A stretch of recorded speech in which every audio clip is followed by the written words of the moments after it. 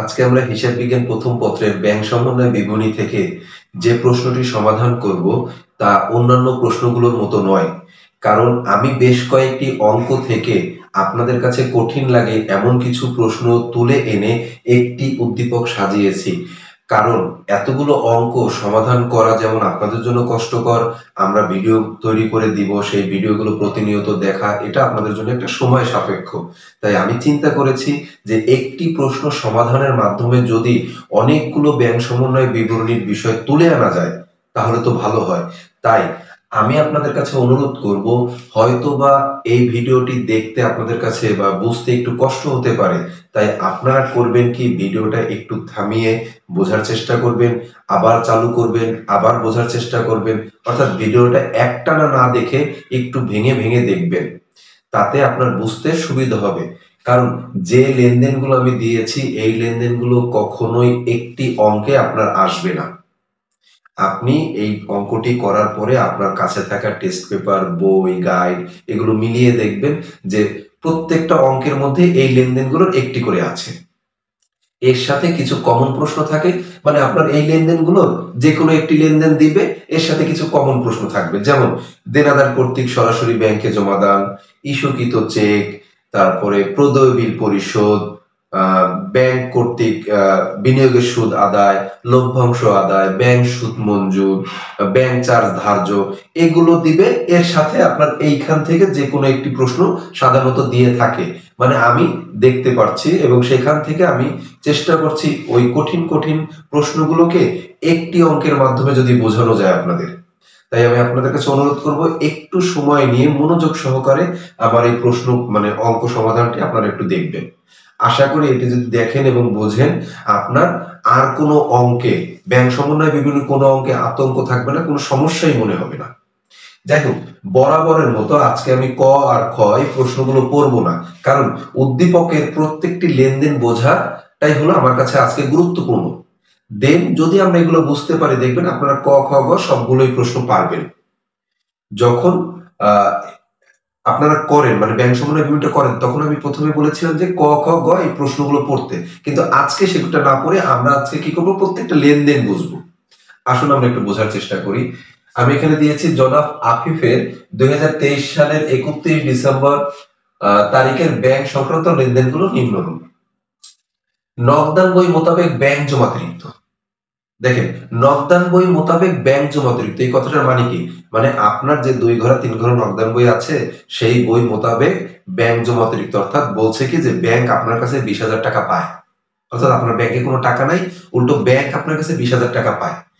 আমরা প্রত্যেকটা লেনদেন বুঝবো আর ওই প্রথম লেনদেনটা বলবো, তাহলে কোনো সূত্র মুখস্থ না করে আপনারা অঙ্কটি করতে পারবেন।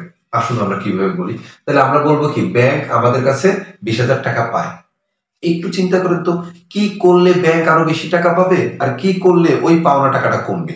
এটা প্রথম একটা ধারণা আপনাকে দিই। দেখেন, ব্যাংকে যদি আপনি টাকা জমা দেন তাহলে ওই পাওনাটা কমবে। ব্যাংক যদি দেনাদারের কাছ থেকে টাকা আদায় করে ওই পাওনাটা কমবে। ব্যাংক যদি বিনিয়োগের সুদ আদায় করে ওই পাওনাটা কমবে। বিষয়টা কি বুঝতে পারছেন? আবার কি করলে ওই পাওনা আরো বাড়বে? ব্যাংক যদি আমাদের হয়ে প্রদেয় বিল পরিশোধ করে তাহলে ওই পাওনাটা আরো বাড়বে। ব্যাংক যদি পাওনাদারকে টাকা দিয়ে থাকে ওই পাওনাটা বাড়বে। ব্যাংক যদি ব্যাংক জমাতিরিক্ত সুদ নেয় তাহলে ওই পাওনাটা বাড়বে। এটা হলো একটা ন্যাচারাল বিষয় বলে দিলাম। এখন আমরা কি বললাম, ব্যাংক জমাতিরিক্ত মানে ব্যাংক আমার কাছে টাকা পায়। ওকে, এবার পাওনাদার বরাবর 10,000, 15,000 ও 5,000 টাকার 3টি চেক ইস্যু করা হয়। তাহলে প্রথম বিষয়, ব্যাংক আমার কাছে 20,000 টাকা পায়। এখন পাওনাদারকে মানে আমার কাছে যে টাকা পায় তাকে আমি 10,000 টাকা, 15,000 টাকা, 5,000 টাকার 3টা চেক দিছি, তারপরে মোট কত, 30,000 টাকা। তাহলে আমি বলছি কি, ব্যাংক আমার কাছে 20,000 টাকা পায়, আমি পাওনাদারকে 30,000 টাকার চেক দিছি, বলছি তোমরা ব্যাংক থেকে নাও। তাহলে ব্যাংকের থেকে যদি নেয় তাহলে কত হবে, ব্যাংক আমার কাছে 50,000 টাকা পাবে। তাই আমি ঘরে বসে বসে মনে মনে বলছি বা খাতায় লিখছি যে ব্যাংক আমার কাছে 50,000 টাকা পায়। এটা আমি লিখে রাখলাম। বোঝার চেষ্টা করি, ব্যাংক জমাতিরিক্ত 20,000 টাকা, ব্যাংক আমার কাছে 20,000 টাকা পায়, আমি আরো 30,000 টাকা, মোট 30,000 টাকার 3টা চেক দিছি, 10, 15, 5, 3টা চেক দিছি। এই 30,000 টাকা ব্যাংক থেকে নেবে, তাহলে ব্যাংক আমার কাছে কত পাবে, 50,000 টাকা। এইটা আমি ঘরের খাতায় যে ব্যাংক আমার কাছে এখন 50,000 টাকা পায়, এটা এইটুক বুঝি। এখন কি হয়েছে, কিন্তু 5,000 টাকার চেক খানি 31 ডিসেম্বর পর্যন্ত ব্যাংক পরিশোধ করেনি। তাহলে আমি ব্যাংকে পরিশোধ করতে দিছি কয়টা চেক? 3টা চেক, 30,000 টাকা। তাহলে ব্যাংক আমার কাছে কত টাকা পাবে? 50,000। কিন্তু ব্যাংক করেছে কি 31 ডিসেম্বর পর্যন্ত 5,000 টাকার চেকটি পরিশোধ করেনি। তাহলে বাকি দুইটা চেক 25,000 টাকার চেক পরিশোধ করছে। তাহলে আমি বলতেছি ব্যাংক আমার কাছে 50,000 টাকা পাবে, কিন্তু ব্যাংক 20,000 টাকা পাইতো আর 25,000 টাকার চেক পরিশোধ করছে। তাহলে ব্যাংক কি বলতেছে? 45,000 টাকা পায়। তাহলে ব্যাংক কত টাকা পায়? 45। ওই 5,000 তো পরিশোধ করে নেই। তাহলে আমাদের ব্যাংক সম্বন্ধে মানে বিবরণী করার নিয়ম কি? ব্যাংক যা করবে আমি তাই করব, যেটা আমি আমার গত 2টা ভিডিওতে বলেছি যে ব্যাংক যা করবে আমি তাই করব। তাহলে ব্যাংক 20,000 টাকা পায় আর 25,000 টাকা পরিশোধ করছে, তাহলে ব্যাংক কত পায়? 45,000 টাকা। কিন্তু আমি ঘরের খাতায় লিখছি কত? 50,000 টাকা। তাহলে আমি 5,000 টাকা বেশি পাওনা বাড়াইছি। তাহলে এখন পাওনা আমি 5,000 টাকা কি করবো? কমাবো। তার মানে বিয়োগ করতে হবে। আমরা বুঝে নিলাম যে বিয়োগ করতে হবে। এরপর দেখি কি আছে। আদায়ের জন্য 15,000 টাকার চেক এবং 14,000 টাকার প্রাপ্য বিল 29 ডিসেম্বর 2023 তারিখে জমা দেওয়া হয়। তার মানে আদায়ের জন্য, তাহলে ব্যাংক তোমাদের কাছে টাকা পায়। এখন আমার একটা প্রাপ্য বিল আর একটা চেক, এই 2টা টাকা আদায় করে আমি ব্যাংকে রাখতে বলছি। এই 2টার আদায়ের জন্য ব্যাংকে আমি জমা দিছি 29 তারিখ ডিসেম্বর মাসে। তাহলে 31 তারিখ পর্যন্ত আমার মেয়াদ, তাহলে 29 তারিখে দিছি, তাহলে ঠিক আছে। কিন্তু দেওয়া হয়, কিন্তু চেক খানি, চেক অর্থাৎ চেক কত? 15,000 টাকার চেক। এই চেক খানি 3 জানুয়ারি 2024 আদায় করে। খেয়াল করেন, 3 জানুয়ারি 2024, তাহলে আমার অঙ্কের মেয়াদ হলো 23 তারিখ 2023 সালের 31 ডিসেম্বর পর্যন্ত। কিন্তু ব্যাংক কি করছে? 3 জানুয়ারি 2024 আদায় করছে। তার মানে কি? আমরা ধরে নেব তো এটা আদায় করেনি, কারণ ওই তারিখের ভিতরে তো ব্যাংক আদায় করেনি। করছে কবে? পরবর্তী বছরের জানুয়ারি মাসের 3 তারিখে। তাহলে আমার সাথে তার 31 তারিখ পর্যন্ত মিলাবো। তার মানে কি 31 তারিখের ভিতরে কি ব্যাংক আদায় করছে? না, করেনি। পরে করছে। তাহলে পরে করলে এটা হবে না। তার মানে আমরা এটা ধরে নিচ্ছি কি ব্যাংক এটা আদায় করেনি। ওকে। এরপরে বলছে এবং প্রাপ্য বিল খানি এখনো আদায় হয়নি। তাহলে প্রাপ্য বিল এখনো আদায় করেনি। এক কথায় চেক এবং প্রাপ্য বিল 2টার কোনোটাই ব্যাংক আদায় করেনি 31 ডিসেম্বর তারিখের মধ্যে। 3 জানুয়ারিতে একটা আদায় করছে, কিন্তু এটা তো হবে না। 31 তারিখ পর্যন্ত আমরা মিলাচ্ছি। তার মানে আমি প্রথমে বলি, এখন ব্যাংক আমার কাছে কি 20,000 টাকা পায়? প্রত্যেকটা লেনদেন পড়বো আর একই কথা বলবো। ব্যাংক আমার কাছে 20,000 টাকা পায়। এবার আমি আদায়ের জন্য ব্যাংকে 14 আর 15, তাহলে 29,000 টাকা জমা দিছি। প্রাপ্য বিল আর চেক ধরি 29,000 টাকা জমা দিছি। তাহলে আমি বলছি ব্যাংক পাইতো আমার কাছে 20,000, এখন 29,000 টাকার 2টা জিনিস জমা দিলাম, প্রাপ্য বিল আর চেক। তাহলে উল্টো ব্যাংকের কাছে আমি 9,000 টাকা পাই। আমি কিন্তু ওই পাওনাটা কমাই দিছি। বুঝতে পারছি? কিন্তু ব্যাংক তো 2টার একটাও আদায় করেনি। তাহলে ব্যাংক কি পাওনা কমাইছে? না। তাহলে আমি এখন পাওনাটা কি আবার বাড়াই দিব। বিষয়টা বুঝতে পারছেন? কারণ আপনি যখন চেক আর প্রাপ্য বিলটা ব্যাংকে জমা দিছিলেন, তখন আপনি ধরে নিছেন ব্যাংক তো টাকা পাইতো, ওই পাওনাটা কমে গেছে, রাইট? কিন্তু ব্যাংক 31 ডিসেম্বর তারিখের মধ্যে একটাও আদায় করেনি। তাহলে ব্যাংক তো ওই পাওনাটা কমায় নাই। তাহলে ব্যাংকের সাথে মিলাইতে গেলে এখন কি করবেন? ওই পাওনাটা আপনি আবার বাড়াই দিবেন। আশা করি বুঝতে পারছেন। এখন আমরা আরেকটা দেখি। দেনাদার থেকে প্রাপ্ত চেক 30,000 টাকা আদায়ের জন্য ব্যাংকে জমা দেওয়া হয়, কিন্তু নগদান মুক্ত হয়নি। এটা নগদান মুক্ত হয়নি, কিন্তু ব্যাংক এটা ঠিকই করছে। তাহলে ব্যাংক আমার কাছে 20,000 টাকা পায়, এবার দেনাদারের কাছ থেকে 30,000 টাকার চেক আদায় করছে।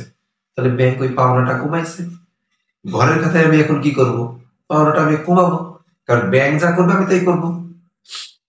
আবার বলি, ব্যাংক আমার কাছে 20,000 টাকা পায়।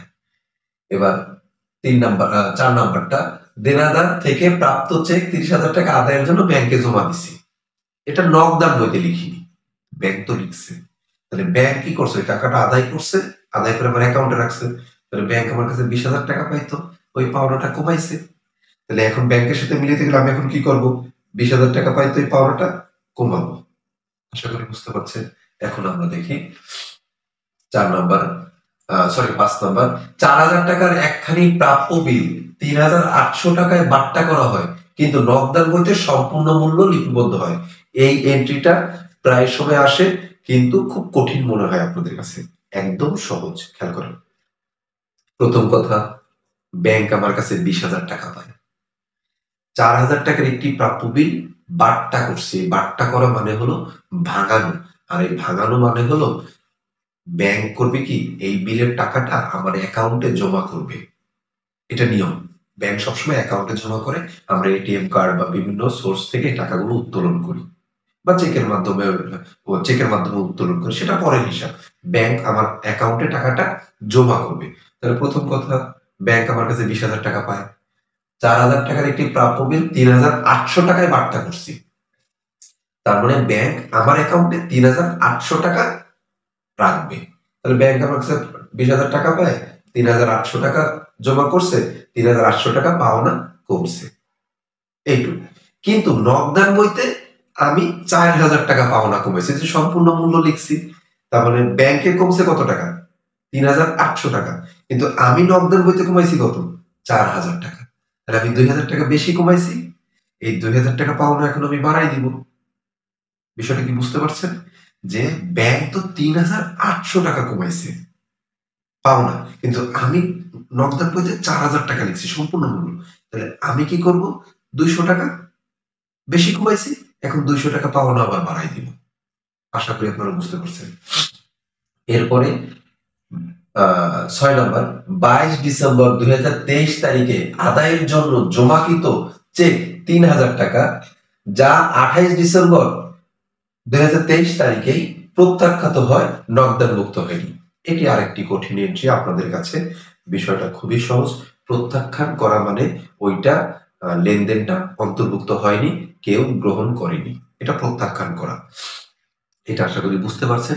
এখন আমি আবার বলছি, আদায়ের জন্য 22 ডিসেম্বর মানে 31-এর মধ্যে আমি ব্যাংকে জমা দিছি। তাহলে প্রথম কথা, ব্যাংক আমার কাছে টাকা পায়। এবার আমি আদায়ের জন্য জমা দিছি। তাহলে আমি কি চিন্তা করছি? ঘরে বসে ব্যাংক টাকাটা আদায় করে আমার অ্যাকাউন্টে রাখবে, যাক আমার পাওনাটা কমলো, এটা কিন্তু আমি চিন্তা করছি। কিন্তু ব্যাংক কি করছে? 28 ডিসেম্বর তারিখে প্রত্যাখ্যান করছে, যেটা আমি নকদান বইতে লিখিনি। তাহলে প্রত্যাখ্যান করছে মানে কি? ব্যাংক তো এই পাওনাটা কমায় নাই, কিন্তু আমি তো ঘরের খাতায় পাওনাটা কমাইছি। ব্যাংক ওই পাওনাটা কমাইছে না, তাহলে আমি এখন পাওনাটা বাড়াই দিব, অতএব যোগ করব। আশা করি আপনারা বুঝতে পারছেন। এরপরে ব্যাংক জমাতিরিক্ত সুদ 500 টাকা। তাহলে ব্যাংক জমাতিরিক্ত সুদ, তাহলে ব্যাংক জমাতিরিক্ত সুদ মানে ব্যাংক আমার কাছে টাকা পায়, এর জন্য আমাকে সুদ দিতে হবে। তাহলে ব্যাংক তো আমার কাছে অলরেডি টাকা পায়, এবার ব্যাংক কি করছে? আরো সুদ ধার্য করছে, তাহলে ওই পাওনাটা কি বাড়ছে। তাহলে আমি এখন এই পাওনাটা বাড়াবো, তাহলে আমার নকদান বইতে যোগ করব। এরপর আছে ব্যাংক চার্জ 200 টাকা নকদান মুক্ত হয়নি। তাহলে ব্যাংক চার্জ 200 টাকা নকদান মুক্ত হয়নি। তাহলে একটু খেয়াল করেন, ব্যাংক আমার কাছে টাকা পায়, আরো চার্জ ধার্য করছে, তার মানে কি পাওনাটা আরো বাড়বে।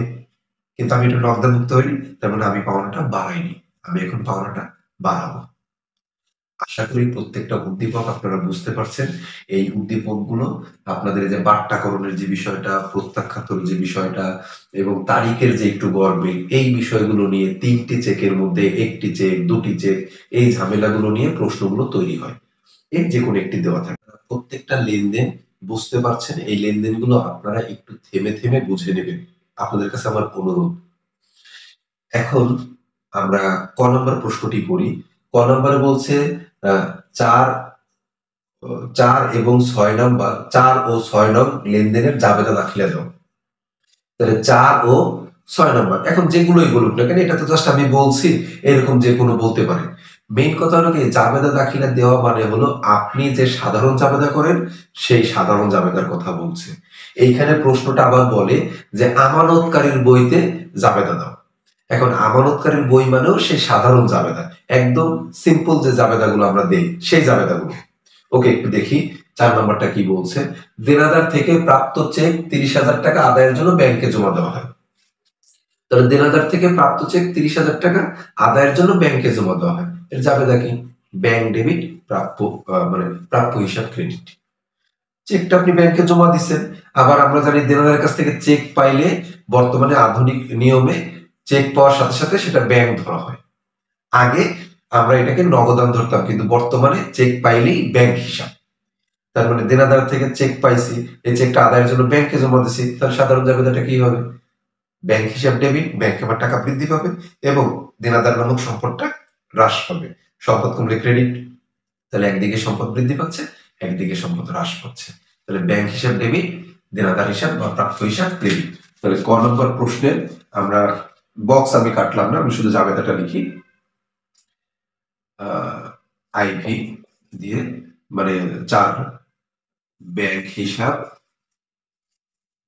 ডেবিট আর প্রাপ্য হিসাব ক্রেডিট। আমি শুধু জাবেদা লিখছি, বক্স আমি করলাম না। টাকা ছিল কত? 30,000 টাকা। একটু টাকাটা দিয়ে দিলাম আর কি বোঝার জন্য আপনাদের। এরপরে বলছে হলো 6 নম্বর, একটু দেখি 6 নম্বরটা কি বলছে। ব্যাংক জমাতিরিক্ত সুদ 500 টাকা। তাহলে ব্যাংক জমাতিরিক্ত সুদ 500 টাকা, তো এটা স্বাভাবিক জাবেদা কি? ব্যাংক জমাতিরিক্ত সুদ, এটা আপনার ব্যয়, তাহলে ব্যয় বৃদ্ধি পাচ্ছে, ব্যয় বৃদ্ধি পেলে কি ডেবিট, তাহলে ব্যাংক জমাতিরিক্ত সুদ ডেবিট। আর ব্যাংক থেকে টাকাটা কমে যাবে, কারণ ব্যাংক কখনো নগদ টাকায় সুদ দেয় না, নগদ টাকায় সুদ নেয় না, আপনার অ্যাকাউন্টে টাকাটা যোগ করে দেয় অথবা অ্যাকাউন্ট থেকে কেটে নেয়। তাহলে এই ব্যাংক তো ওই ব্যাংক জমাতিরিক্ত সুদ নিবে, তাহলে আমার অ্যাকাউন্ট থেকে টাকাটা নিবে, আমার ব্যাংক হিসাব থেকে টাকাটা হ্রাস পাবে। তাহলে ব্যাংক সুদ হিসাব ডেবিট, আপনারা লিখতে পারেন ব্যাংক জমাতিরিক্ত সুদ হিসাব ডেবিট, ব্যাংক সুদ হিসাব ডেবিট বা সুদ খরচ হিসাব ডেবিট, আর ব্যাংক হিসাব ক্রেডিট, যে কোনো একটা দিতে পারেন। আমি লিখতেছি ব্যাংক সুদ খরচ, যে কোনো একটা হিসাব ডেবিট, ব্যাংক হিসাব ক্রেডিট। টাকা হলো আমার এই অঙ্ক অনুযায়ী 500 টাকা। আর একটা আছে, সেটা আমি একটু নিচে লিখে দিচ্ছি। ব্যাংক চার্জ 200 টাকা, নগদান মুক্ত হয়নি, একই কথা। ব্যাংক চার্জ হিসাব ডেবিট, ব্যাংক হিসাব ক্রেডিট। ব্যাংক চার্জ হিসাব ডেবিট, ব্যাংক হিসাব ক্রেডিট। আশা করি আপনারা বুঝতে পারছেন। এই জাবেদার জায়গায় আপনাকে প্রশ্নে হয়তো বলবে আমানতকারীর বইতে জাবেদা দাও। আমানতকারী বলতে আমি, আপনি, প্রত্যেকটি প্রতিষ্ঠান, এদেরকেই বোঝায়। আমরা যারা নগদান বই প্রস্তুত করি তারাই হলো আমানতকারী। এখন আমরা করব খ নাম্বার। আমি অর্থাৎ খ নাম্বার নিজে থেকে দিয়েছি যে একক জের পদ্ধতিতে ব্যাংক সমন্বয় বিবরণী প্রস্তুত করব। আমি প্রশ্নটি বুঝিয়েছিলাম, আবার আমরা একক জের ভিত্তিতে ব্যাংক সমন্বয় বিবরণীটি করছি। এখন আবার আরেকবার বুঝে নিব। আমরা ঘরটা একটু কাটি, আমার জায়গা স্বল্পতার কারণে একটু ছোট ছোট করে লিখবো। দয়া করে আপনারা আমার প্রত্যেকটি কথা শুনবেন, প্রশ্নটি দেখার থেকে বেশি। বিবরণ টাকা, টাকা উপরে আপনারা লিখে নেবেন খ নাম্বার ধরেন বা গ নাম্বার, ব্যাংক সমন্বয় বিবরণী প্রস্তুত করা হলো। এখন এখানে আমরা লিখি নগদান বই মোতাবেক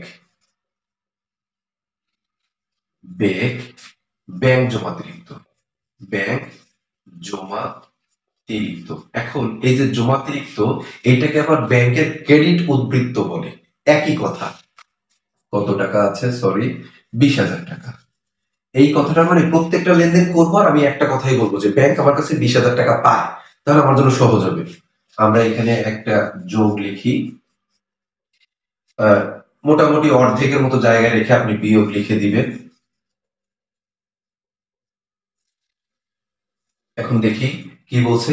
পাওনাদার বরাবর 10,000, 15,000 ও 5,000 টাকার 3টি চেক ইস্যু করা হয়, কিন্তু 5,000 টাকার চেক খানি 31 ডিসেম্বর তারিখ পর্যন্ত পরিশোধ হয়নি। তাহলে প্রথম কথা, ব্যাংক আমার কাছে 20,000 টাকা পায়, আমি 3টা চেক পরিশোধের জন্য দিছি, তাহলে আমি কি ধরছি যে 5, 10, 15, 30,000 টাকা ব্যাংক থেকে তারা নিবে, তাহলে ব্যাংক আমার কাছে 20,000 পায়, এখন 50,000 টাকা পাবে। কিন্তু ব্যাংক কি করছে? 2টা চেক পরিশোধ করছে, 5,000 টাকার চেক পরিশোধ করে নেয়, তাহলে ব্যাংক এখনো পাচ্ছে কত? 45,000 টাকা। কিন্তু আমি ঘরের খাতায় লিখছি কত? 50,000 টাকা।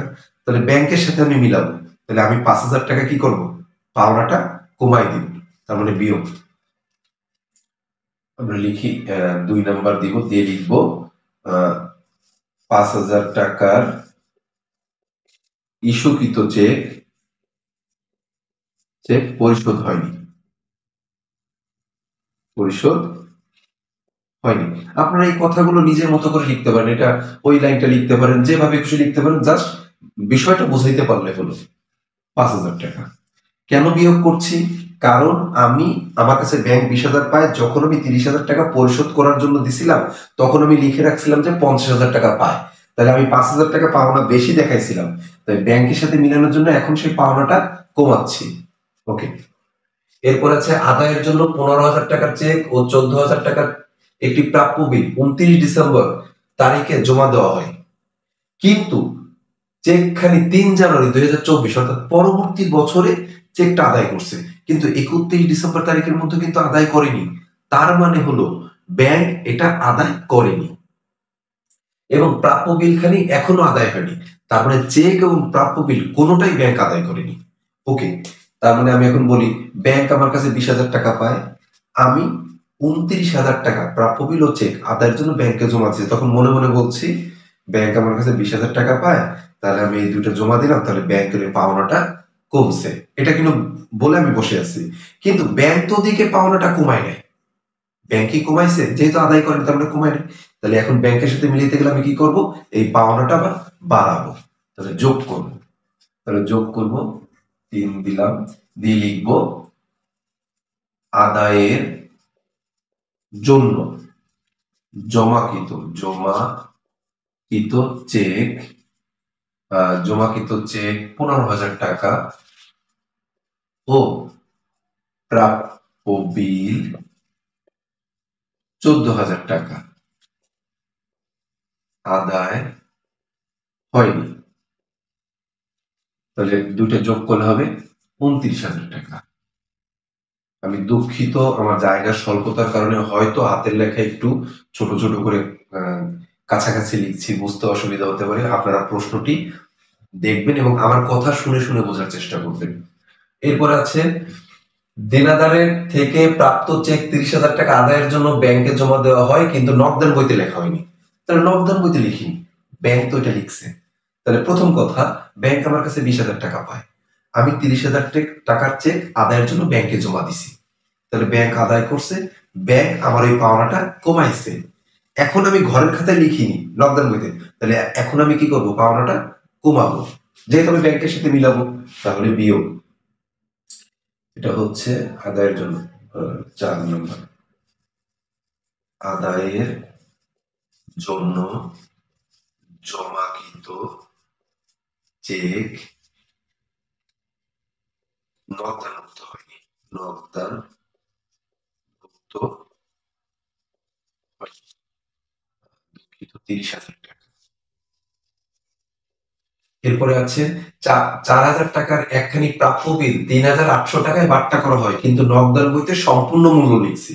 আবার এখন তো প্রথমে বলবো যে ব্যাংক আমার কাছে 20,000 টাকা পায়, এখন আদায়ের জন্য আমি 4,000 টাকার সরি 4,000 টাকার একটা প্রাপ্য বিল ব্যাংকে বাট্টা করছি। বাট্টা করা মানে ভাঙানো, ভাঙানো মানে টাকাটা পাওয়া। তাহলে 4,000 টাকার একটা প্রাপ্য বিল 3,800 টাকায় বাট্টা করছি। তাহলে প্রথম কথা, ব্যাংক আমার কাছে টাকা পায়, তাহলে 3,800 টাকা ব্যাংক কি করছে? বাট্টা করে আমার অ্যাকাউন্টে জমা করছে, তাহলে পাওনাটা আমার কমছে, 3,800 টাকা কমছে। কিন্তু আমি ঘরের খাতায় সম্পূর্ণ মূল্য লিখছি, তার মানে 4,000 টাকা লিখছি, তাহলে আমি লিখছি কি 4,000 টাকা পাওনা কমছে, তাহলে 200 টাকা পাওনাকে আমি বেশি কমাইছি। এখন 200 টাকার পাওনা আমি ব্যাংকের সাথে মিলানোর জন্য বাড়াবো, অর্থাৎ যোগ করবো। এইটা হলো কত নম্বর? এখানে লিখবো বাট্টাকৃত প্রাপ্য বিল সম্পূর্ণ মূল্য লেখা হয়েছে, বাট্টাকৃত প্রাপ্য বিল সম্পূর্ণ মূল্য লেখা হয়েছে,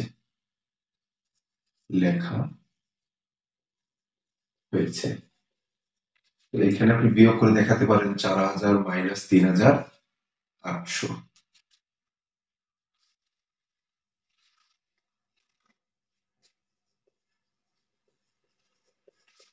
4000 বিয়োগ 3800, তাহলে এখানে 200।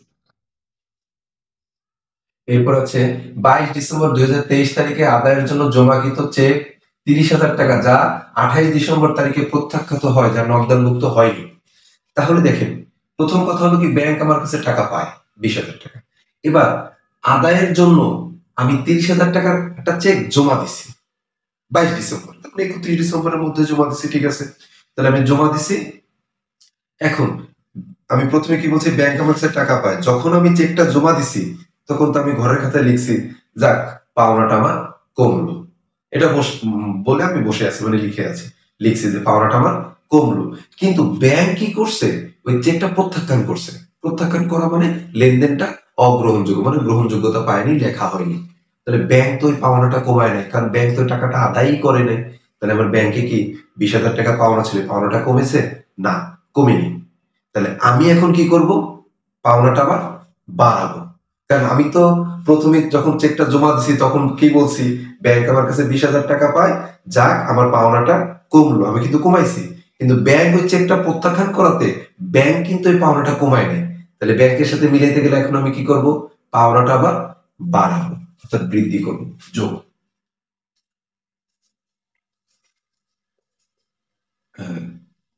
ব্যাংক কর্তৃক চেক প্রত্যাখ্যান, প্রত্যাখ্যান 30,000 টাকা, না সরি 3,000 টাকা, চেক প্রথমে 3,000 টাকা। এরপর ব্যাংক জমাতিরিক্ত সুদ 500 টাকা এবং ব্যাংক চার্জ 200 টাকা নগদানভুক্ত হয়নি। তার মানে ব্যাংক চার্জ ধার্য করছে এবং চার্জ ব্যাংক জমাতিরিক্ত সুদও ধার্য করছে। তাহলে এক কথায় এই দুইটা জিনিস ব্যাংক আমার কাছ থেকে নিবে, কারণ আমাকে দিতে হবে। প্রথম কথা কি, ব্যাংক আমার কাছে টাকা পায়, আরো ব্যাংক জমাতিরিক্ত সুদ নিবে, আরো চার্জ নিবে, তাহলে এই পাওনাটা কি আমার বাড়বে। তাহলে ব্যাংক এই পাওনাটা বাড়াইছে, এখন নগদানভুক্ত হয়নি বা আমি জানি না, তার মানে কি আমি এখন পাওনাটা বাড়াবো, অর্থাৎ বৃদ্ধি করবো। তাহলে আবার যোগ, ব্যাংক জমাতিরিক্তের সুদ ও চার্জ ধার্য